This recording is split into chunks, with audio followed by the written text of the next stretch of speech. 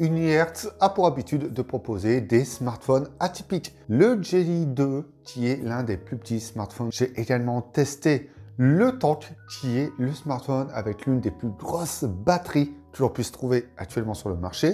Mais cette fois-ci, la marque propose un smartphone robuste avec une montre connectée intégrée. Il s'agit du TicToc S. Son nom vient donc du mouvement d'une montre, car oui, il y a une montre connectée intégrée à ce smartphone et celle-ci se trouve juste à l'arrière, mais on va plutôt dire que c'est plus un écran secondaire également qui peut vous épauler en plus de l'écran principal. Il y avait plusieurs marques qui proposaient auparavant un écran à l'arrière.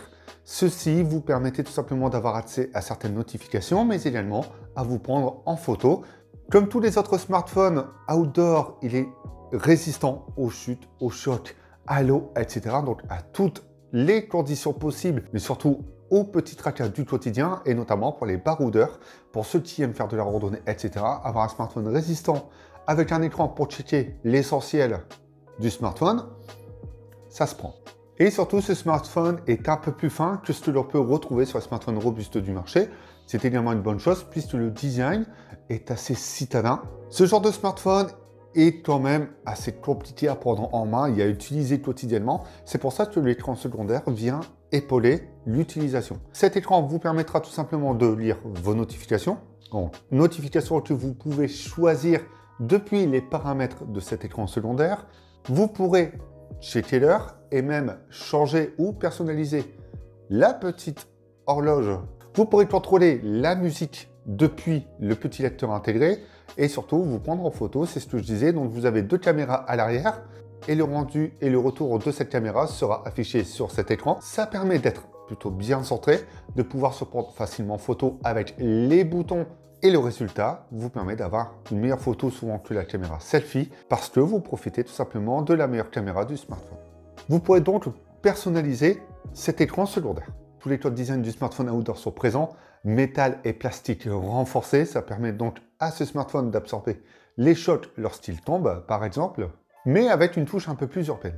Il est très agréable à utiliser, il est un peu plus léger et un peu plus fin que ce que l'on trouve plus ou moins sur le marché. Qui dit outdoor dit donc fonctionnalité outdoor. On retrouve donc une boîte utilitaire avec plein d'applications qui peuvent vous être utiles, comme le pendule, la boussole, que l'on retrouve également sur l'écran secondaire, moniteur cardiaque qui fonctionne avec la caméra principale lorsque l'on pose le doigt dessus, caméra, flash, etc. Enfin, tout un panel d'utilitaires. Il y a deux boutons programmables qui vous permettront de lancer des actions avec un simple appui, un appui long, etc. Il y a de très bons composants qui intègrent ce smartphone, notamment l'écran qui est de 6,53 pouces, Full HD+, accompagné d'une caméra de 32 mégapixels sous forme de pinceau. On peut confortablement jouer dessus, regarder des vidéos, des séries, etc. sans problème. Ça reste pas trop grand, pas trop petit. C'est plus le format général qui vient empiéter sur la prise en main. Et la luminosité est assez puissante pour être lisible en extérieur sans problème. Je n'ai pas été déçu du tout, l'écran est de qualité, les couleurs sont plutôt bonnes. Enfin bref, c'est appréciable. Il est également intégré d'un Dimensity 700 compatible 5G. Ce smartphone est donc compatible 5G. Et en plus de ça, vous aurez la puissance nécessaire pour tout faire dessus.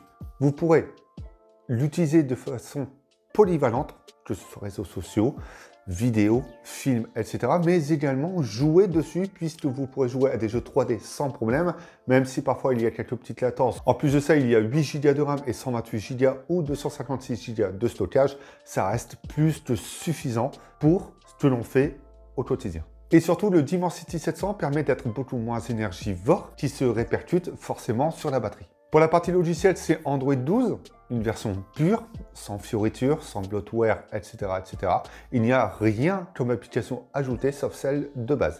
Il y aura quand même quelques petites traductions à revoir, mais dans tous les cas, c'est fluide, rapide, il n'y a pas de souci. Le smartphone possède un USB type C, qui permet d'être chargé et de connecter d'autres adaptateurs dessus. Par contre, pensez bien à fermer la petite trappe pour ne pas laisser rentrer d'eau dedans. Et à force de l'ouvrir et le fermer, je n'ai eu aucun problème de fermeture avec. Et c'est une batterie de 5200 mAh que l'on a dans ce smartphone qui se recharge en 30 watts. C'est pas mal pour ce type de smartphone. Et en plus de ça, ça vous permet de faire 2 jours minimum sans avoir à le charger, voire un peu plus si vous n'êtes pas trop gourmand. Et le lecteur d'empreintes digital qui se trouve sur le bouton on-off fonctionne plutôt bien et assez rapide. Et pour la reconnaissance faciale, c'est du 2D. Pour la photo, il n'y a que 2 capteurs, 64 mégapixels et 2 mégapixels. Il s'agit d'un capteur macro. Il n'y a pas de capteur ultra grand angle, ni de vision nocturne ou autre capteur comme le zoom sur cet appareil. Il n'y aura également pas de mode nuit ou d'autres modes dédiés. C'est vraiment le simple minimum. Il y aura quelques modes quand même d'exposition dans les paramètres, d'où le mode nuit, mais c'est tout. Les photos sont globalement bonnes, je n'ai pas eu de gros défauts dessus, sachant que sur ce genre de smartphone, on ne s'attend pas à avoir le photophone de l'année. Les scènes sont respectées, les couleurs le sont également. De jour comme de nuit, on a du détail. À savoir que de nuit, les photos sont plutôt bonnes également. Je n'ai pas été hyper déçu, j'ai même été un peu surpris. Donc, vous pourrez vous amuser avec sans problème. Pour environ 300 €, vous avez un smartphone outdoor avec un look citadin qui correspond à tous les usages. Il a une très bonne autonomie, il supportera tous les tracas du quotidien. Il a un look plutôt sympa. Et le gros point fort, c'est surtout d'avoir une montre connectée au dos qui permettra de checker l'essentiel de vos notifications ou même de vous prendre en photo sans avoir à allumer l'écran. Ce serait bien qu'Unihertz développe cette option, mais pour le moment, on a déjà l'essentiel d'intégrer. J'espère que cette vidéo vous a plu et si c'est le cas, n'hésitez pas à mettre le petit pouce en l'air et à vous abonner, ça fait toujours plaisir. On se retrouve bientôt pour d'autres vidéos. Pendant ce temps-là, prenez soin de vous et n'oubliez pas, amusez-vous avec vos smartphones.